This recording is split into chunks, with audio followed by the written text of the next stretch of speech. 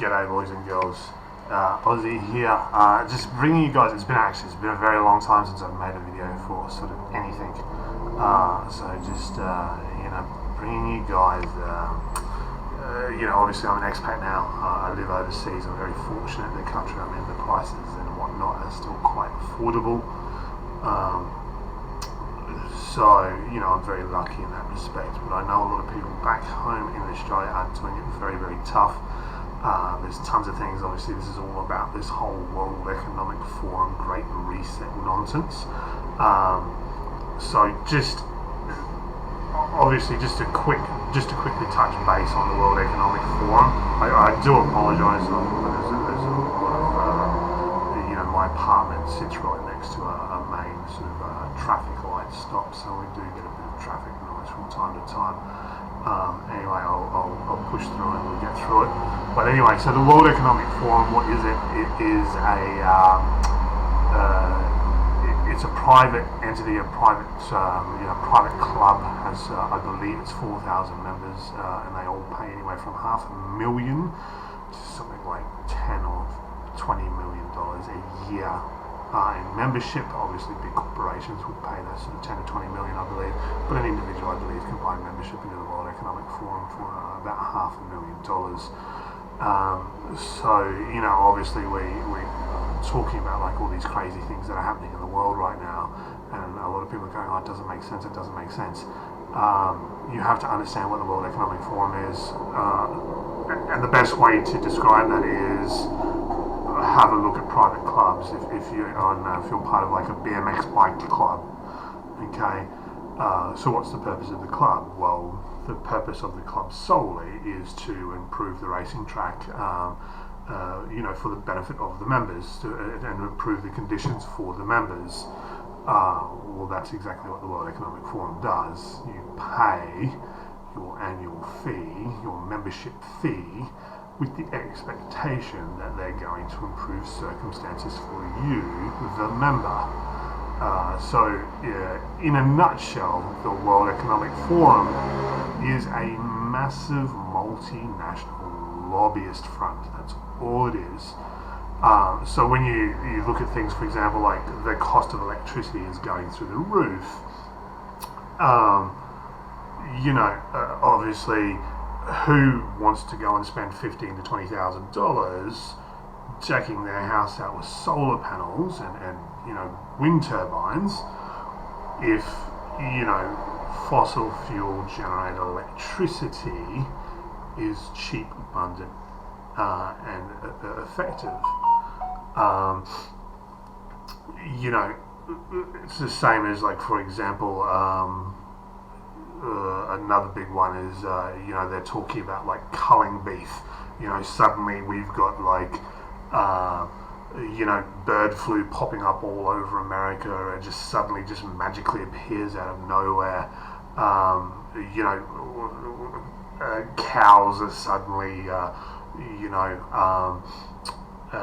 what's the word I'm looking for here? Are suddenly responsible for an excess of methane and destroying the ozone layer, and they're responsible for global warming all of a sudden, even though it's a complete scam and a total hoax. Regardless of what your feelings on it are, honestly, have a look at the people behind it, the people that are pushing for it, and find out where they're invested.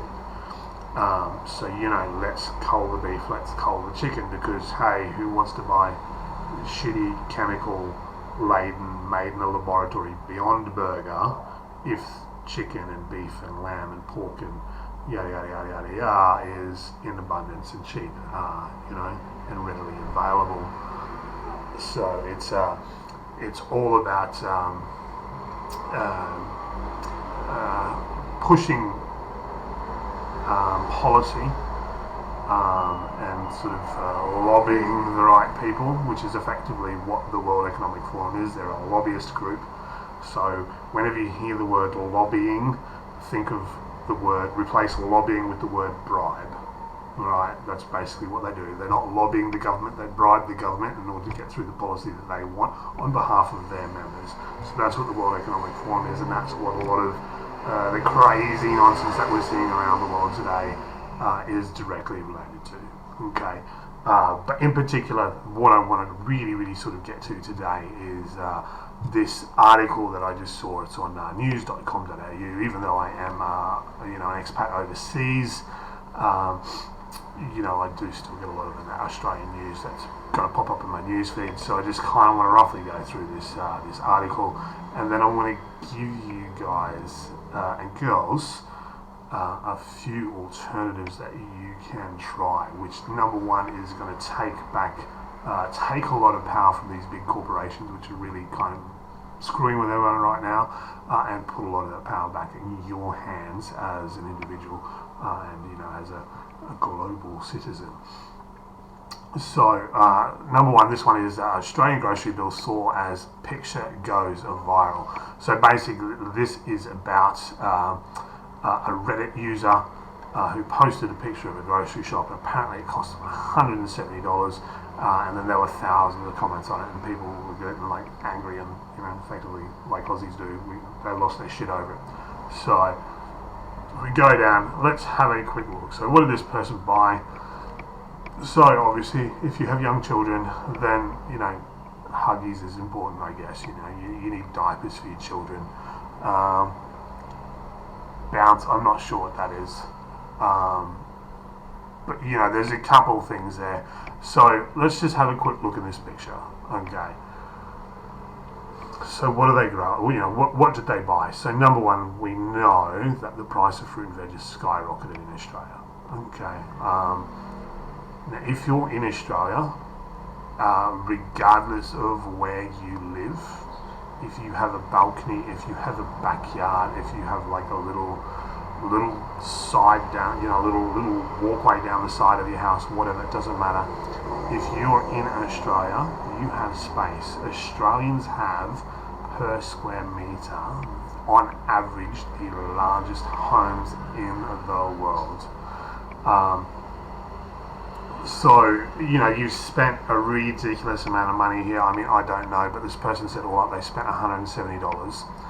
Okay, so, grapes, tomatoes, cucumbers, avocados, fair enough, bananas, fair enough, and obviously there's, baby rocket, it looks like. So, number one, watermelons, pretty easy to grow. Yourself, you can grow them all over the country. Watermelon will basically grow anywhere in the country. Likewise with tomatoes, you can pretty much grow tomatoes anywhere. Now, if you live in like a small apartment, look into dwarf tomatoes. Dwarf tomatoes, you only need a very small pot. They only grow to maybe 45 to 60 centimeters tall max, depending on what variety you get. And so they're perfect for like little windowsill gardens and like little apartment gardens or little balcony gardens, etc., etc. Things like cucumbers, they're also fairly easy to grow. And like obviously the leafy veg will pretty much grow anywhere as well, and they're generally quite easy to grow. Okay. So number one, yes, there's a little bit of money that you got to spend straight up, and yes, it takes a little bit of time to get it going, but it's not that difficult as long as you keep like all your food scraps and you compost it and you feed it back into your soil, and maybe get some worms so the worms will digest it all, and worm poop or vermicompost as it's called is really great fertilizer, and it's all natural and it's all organic. So the government can't take that away from you. Things like bread, I don't know what a loaf of bread's going for in Australia right now. Try making your own bread. I do it here. It's actually not that difficult. Very simple, basic bread recipe for anybody listening. Alright, so this person's bought 2 loaves of bread. So this recipe will make 2 loaves of bread. So you want 5 cups of all-purpose or plain flour. You want 2 tablespoons of dry instant yeast. You want 2 cups of hot water. You want half a cup of cooking oil, a teaspoon of salt, and a tablespoon of sugar. So basically you mix them all together, then you let them sit and you let them proof for at least an hour. Then you cut the mixture into two, knead it, put it into two greased and floured pans, or you can line it with baking paper or foil, whichever works for you. Throw them in the oven for 45 minutes on about 170 to 180 degrees Celsius, and you'll have 2 loaves of bread. Very, very cheap, very easy to make, and it doesn't take a whole lot of time. So things like Huggies, nappies. I know we're talking old school here, but I remember growing up as a kid, like I'm literally 40 years old now. I remember growing up as a kid, my mum had the old fabric nappies. So, when the baby goes old, oopsies, then you just went and hosed it off in the laundry tub, and then you threw them in the wash with a bit of, whitening powder, a bit of nappy sand. Washed them up, and then happy days, they were good to go again. Because I know for a fact that disposable nappies are ridiculously expensive. They're expensive everywhere you go, and it's an essential. So things like chia, I know Australia's gone very woke now, and they changed the name of, I guess we can't say it anymore because we're all very PC and correct.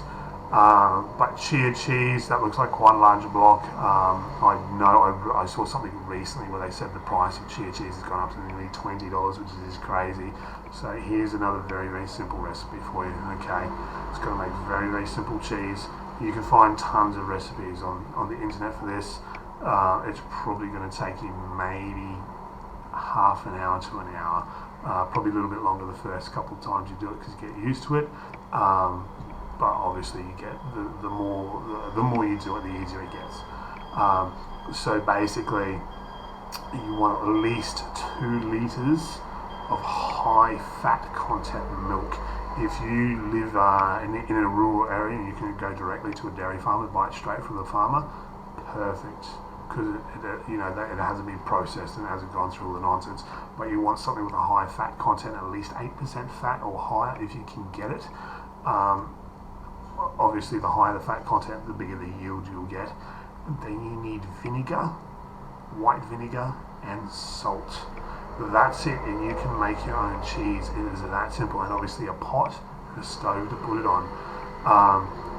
So $20 for a block of cheese versus a couple bucks for like a couple of litres of milk, a couple of teaspoons of vinegar, and a dash of salt. You're going to save a lot of money, and it's only going to cost you a little bit of time. So again, things like peanut butter, if you can buy like peanuts whole and you just run it through a food processor, really, really fine food processor, it'll blend it up, it'll still have all those natural oils in there, and you just won't have any of the processed like crap in there. Because I'd tell you now, and this is something I've been doing for at least a year and a half now, is I've been making a lot of my own food. Like for example, the bread recipe, you go to the supermarket and you buy, a loaf of Wonder White or whatever, have a look at the ingredients list. Tell me, why are there 30 or 40 ingredients in that loaf of bread? You only need 6. So, number 1, it's going to be a lot healthier for you. Number 2, you're going to save yourself a ton of money. So I've waffled enough today, guys. I'm going to end it here. So I hope that's helpful to some of you. But definitely start looking at what we're doing. There's one person in the comments that said that they ordered online. Honestly, if you've got half an hour to an hour to sit down and do your grocery shopping online, then you've got half an hour to go out and turn some potting soil in the garden and seed up some seedling trays and transplant them into the ground. You've got an hour to stand there and make a bloody, boil up a couple of litres of milk with some vinegar and make your own homemade cheese. You've got that hour to go and, scrub a couple of bloody reusable nappies by hand. So just kind of think about, really, really need to look at where we're spending our time and where we're spending our money. We just need to be smarter about it, and we need to start looking some changes, because a lot of people are struggling already, It's only going to get worse. Okay, so I hope some of you found that helpful. If you have, give the video a big thumbs up. Give us a like, a subscribe, all that sort of good stuff. Share, blah blah blah. Anyway, this is Aussie out. I'll try and get back to you guys soon. Cheers, mates. Have a good day. Thanks for watching.